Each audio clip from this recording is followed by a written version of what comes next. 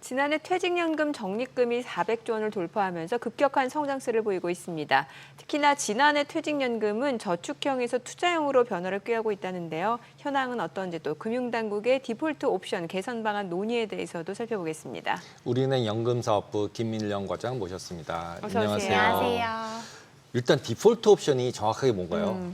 디폴트 옵션이라는 네. 거는 사전 지정 운용 제도라고 해가지고 내가 만기가 된 예금이나 펀드 같은 거를 이제 가입을 다 해서 만기가 됐어요. 근데 따로 별도의 운용 지시를 하지 않으면은 6주 후에 자기가 사전에 지정해 놓은 포트폴리오로 운용되게 하는 제도입니다. 근데 사전에 미리 그렇게 다 정할 수 있으면 얼마나 좋겠어요. 솔직히 이제 펀드나 이런 걸 디폴트 옵션을 하라고 하는데 네네. 솔직히 내가 미리 뭐 주식을 얼마 어느 펀드를 어떻게 하고를 지금 당장도 모르겠는데 나중에 만기 되면 어떻게 바꿔라를 미리 지정을 하라는 얘기인 거예요, 그러면은? 사전 지정 디폴트 옵션 같은 네. 경우에는 그 포트폴리오 자체가 고용노동부의 이제 판매사마다 승인을 받은 포트폴리오로 이루어져 있기 때문에 그 포트폴리오를 이제 내가 투자 성향에 따라서 뭐 초저위험, 그다음에 저위험, 중위험, 고위험처럼 투자 성향에 따라서 그에 맞게 선택할 수 있도록 그럼 해주는 사지선다형인 있어요. 거예요? 사지선다형은 아니고요. 판매사마다 다른데요.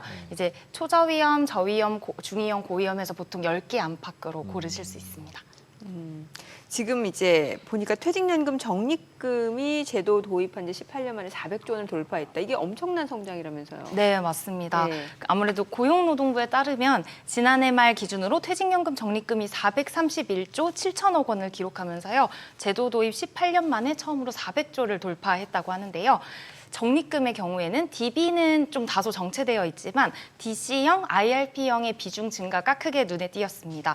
이 중에 2024년 한 해 동안 실적 배당형 투자 금액이 전년 대비 53.3% 급증한 점이 되게 두드러졌는데요. 특히 DC형 실적 배당형 운용 비중이 23.3%, IRP는 33.5%에 이르는 등 DC, IRP 제도의 증가세가 되게 두드러졌습니다. 그래서 국민연금이 아니죠. 퇴직연금은 국민들의 관심을 받는 연금이다 보니까 아무래도 중요도가 커질 것으로 예상됩니다. 지금 네. 나오고 있는데 저 DC, DB, 네. 그다음에 IRP 차이점이 뭔가요, 정확히? 퇴직연금을 크게 세 가지로 나눌 수 있는데요. DB형은 확정급여형으로 내가 나중에 받을 퇴직금이 정해져 있다라고 보시면 될 것 같고요. 확정기여형은 이제 근로자분한테 그 기여분만큼 미리 주고 근로자가 직접 상품을 선택해서 운용하실 수 있는 제도라고 보시면 되고요.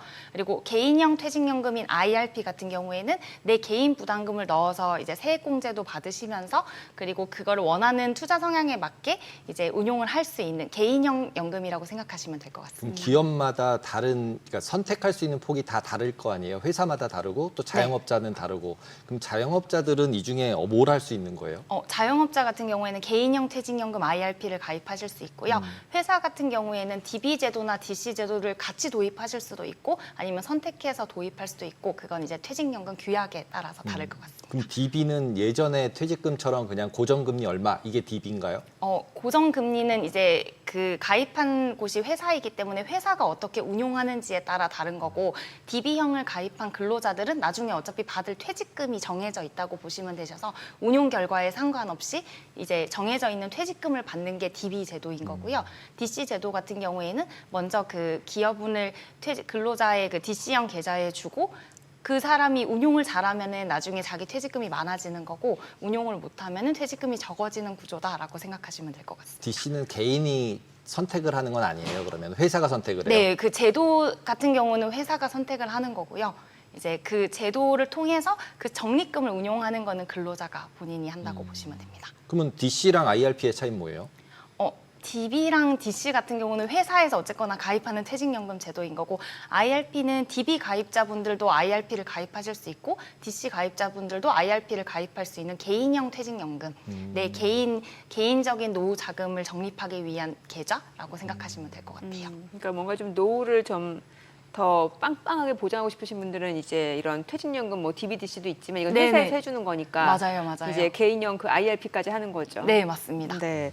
최근에 보면은 그 퇴직연금 광고가 굉장히 많이 나오는데 이게 따로 이유가 있는 거예요? 네, 을지로 가서 보셔도 이제 예. 큰 전광판에 아주 많이 나오잖아요. 이렇게 퇴직연금 시장이 말씀드린 것처럼 커지다 보니까 아무래도 관심도가 점점 올라가고요. 특히 이제 수익률 제고 같은 게 굉장히 큰 문제로 떠오르고 있기 때문에 금융사들도 본격적으로 전략적으로 이 능동적인 마케팅, 운용을 이제 독려를 하고 있는데요.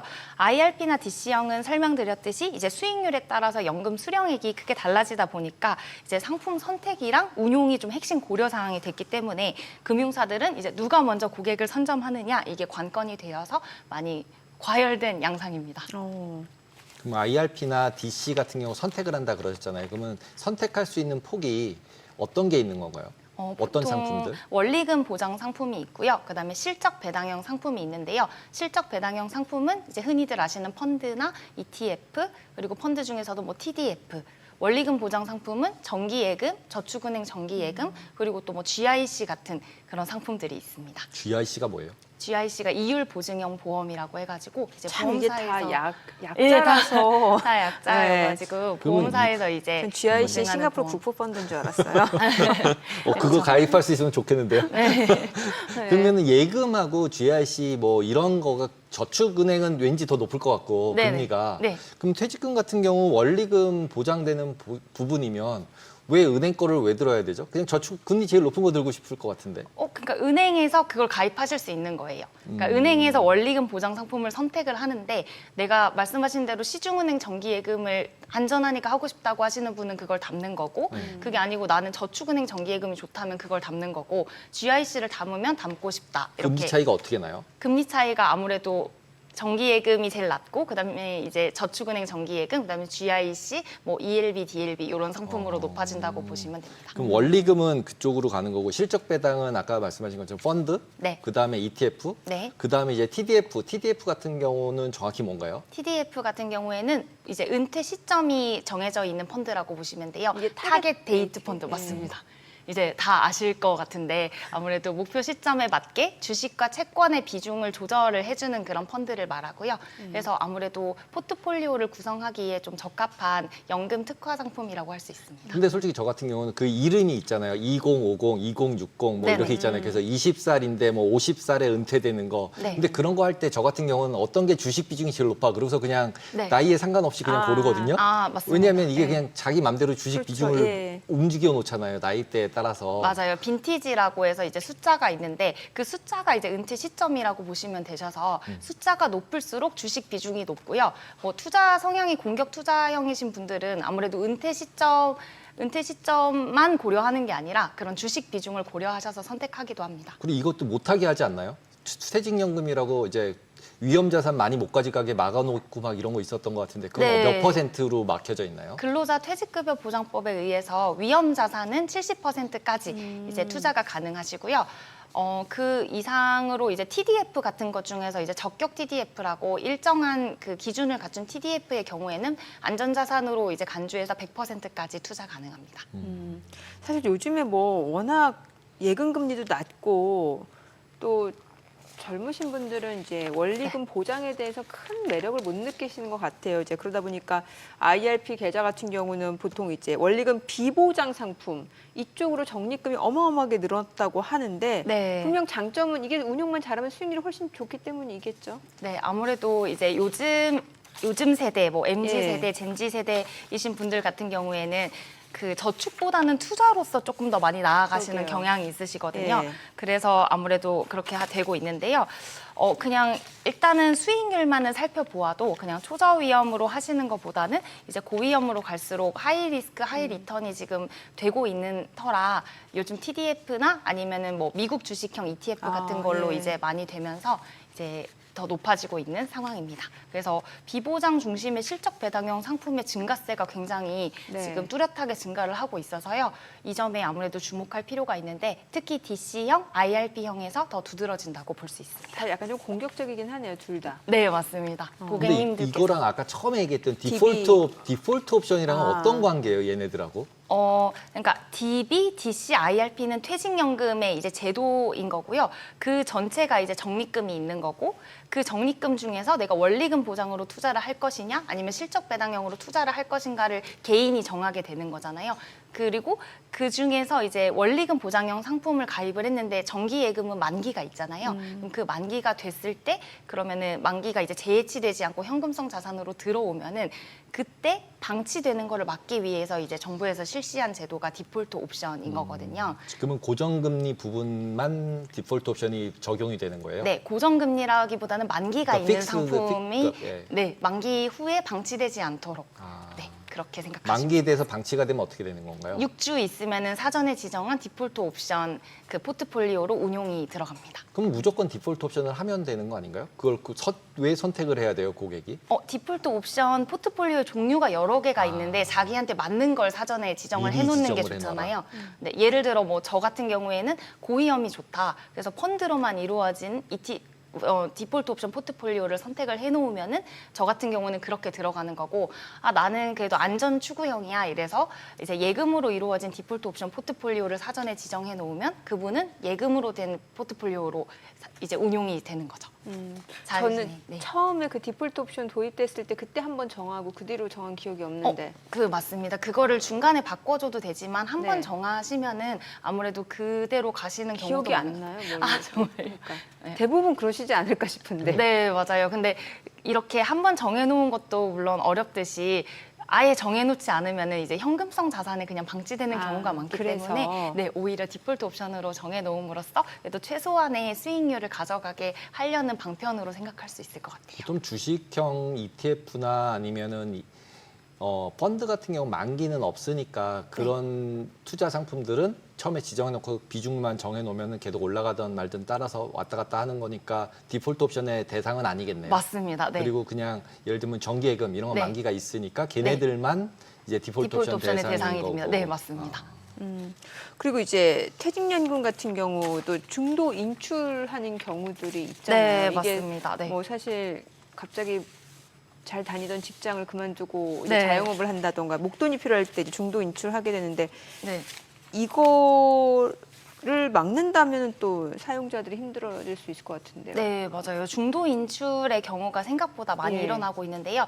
대부분의 목적이 주택 구입 목적이 많기 때문에 주택 아무래도 구입. 네, 그런 거를 완벽하게 막기라는 너무 불편이 있어서 힘들 것 같고, 대신에 이제 페널티보다는 뭐 인센티브를 좀 더 주는 방안으로 해가지고 중도 인출을 막는 방법이 더 좋을 것으로 생각이 되고 있습니다. 뭐 연금 세제 혜택을 더 준다거나 아니면 수령 연령을 늦출 수 있는 방안을 준다거나 하는 등의 이제 고령층을 위한 연금 개시 연령 연기라든가 다양한 연금 상품 개편을 통해서 중도 인출을 하지 않고, 사실 주택 구입을 위해 돈을 뺏어 썼다는 건 내 집이 더 많이 오를 그렇죠. 거라는 생각이 네. 깔려 있는 거다 보니까 이제 수익률 제고를 통해서 내가 이거를 가져갔을 때 효용이 더 많다면은 이제 자연스럽게 그 제재하는 것보다는 더 좋은 효과가 있을 거라고 중도 생각합니다. 해지를 하면 무슨 페널티를 무나요? 세금을 중도- 다시 내나요? 뭐 중도 어떻게 되나요? 해지를 하는 경우에는 이제 기타 소득세라고 내가 세제 혜택을 받은 것을 토해낸다거나, 네, 아니면은 이제 뭐 받았던 어쨌거나 혜택을 당연히 돌려줘야 되겠죠. 이건 장기 퇴직연금 노후 목적으로 하는 상품이다 보니까요. 그러면은 그런 페널티가 없는 방법으로 중도 해지를 할 수 있는 방법은 없나요? 그래서 아까 중도 인출 같은 경우에는 이제 기타 소득세를 아예 안 물 수는 없고요. 그래도 가장 최소화하기 위해서는 이제 뭐 중도 인출에 해당되는 사안은 중도 인출을 이용한다거나 그 아니면은 인출 사항은 뭐예요? 어떤 사항일 때 인출할 수 있어요? 뭐 주택 구입이나 주택 구입? 전세금 전세금, 라든가 이제 다른 기타 사항들이 다른 기타가 많아요, 종류가? 좀 자세하게 보시면은 좀 몇 가지 있을 것 같은데요. 대부분 큰 사유는 주택 구입이랑 주택 구입할 전세 때. 보증금인 것 같습니다. 그리고 퇴직하게 됐을 때는 네. DC나 DB에 있는 게 다 그냥 IRP로 넘어가는 거죠? 맞습니다. 강제로. IRP를 통해서 받도록 되어 있습니다. 강제로 하는 거죠, 그거는? 네, 내가 맞습니다. 선택하는 게 아니라. 네. 지금 저희가 계속해서 이제 퇴직연금 뭐 종류라든지 이제 뭐 현황 네. 그리고 여러 가지 짚어봤는데 디폴트 옵션을 결국에 지금 또 손을 본다라는 거예요. 맞아요. 네. 디폴트 옵션 같은 경우에 이제 금융 투자 업계에 따르면은 현재 금융위원회에서 디폴트 옵션에 아예 원리금 보장형인 예금 상품을 제외하는 방안이 고려되고 있다고 하는데, 워낙 인기가 없어서 그런가요? 디폴트 옵션이 여러 가지 이제 위험 등급이 예. 있을 때 뭐 초저 위험은 예금으로만 이루어져 있는데 아무래도 안정 이제 추구하시는 분들께서는 이제 그거를 보통 많이 골라 놓으시다 그렇죠. 보니까 거의 88%가 초저 위험을 선택해 놓으시는 바람에 아무래도 수익률이 높이려고 만든 제도인데 수익률이 기대만큼 안 높아지는 경우가 있는 거죠.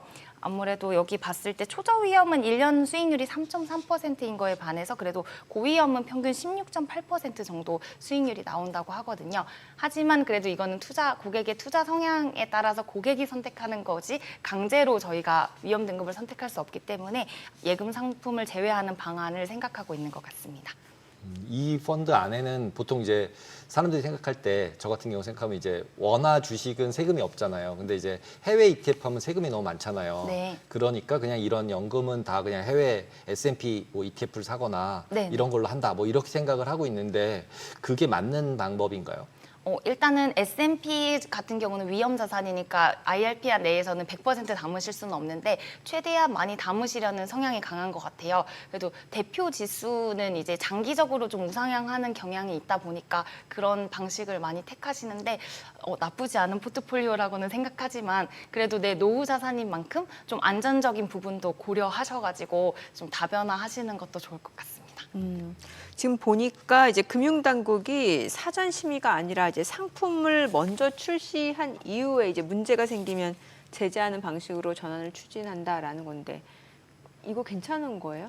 네, 아무래도 예. 금융감독원이 이제 디폴트 옵션이 사전 승인하는 제도를 폐지하는 것을 또 생각하고 있다고 사전 하는데요. 승인을, 예. 지금 디폴트 옵션 포트폴리오가 어떻게 정해지냐면 이제 판매사에서 이 포트폴리오를 정하고 고용노동부에서 최종적으로 이렇게 승인을 받아서 그 승인을 받은 포트폴리오만 디폴트 옵션 포트폴리오로 내놓을 수 있거든요. 아무래도 그거보다는 이제 장기적인 관점에서 퇴직연금 사업자가 이제 재량껏 합리적인 방안으로 이제 포트폴리오를 구성하게 해줘야지만 아무래도 수익률 경쟁력이 좀 더 강화되고 좀 더 합리적이다라는 의견들이 있어서 반기는 분위기이기도 하는데요. 근데 우려하시는 것처럼 이게 어쨌거나 다 원금 보장이 안 되는 상품들이다 보니까 리스크가 높은 상품인 만큼 소비자에게 이거를 제재하지 않으면은 빠르게 확산될 수 있다는 점에서 소비자 보호 측면의 보완 장치도 반드시 필요하지 않을까라고 생각합니다. 네, 오늘 내용 여기까지 듣겠습니다. 잘 들었습니다. 고맙습니다. 네, 감사합니다.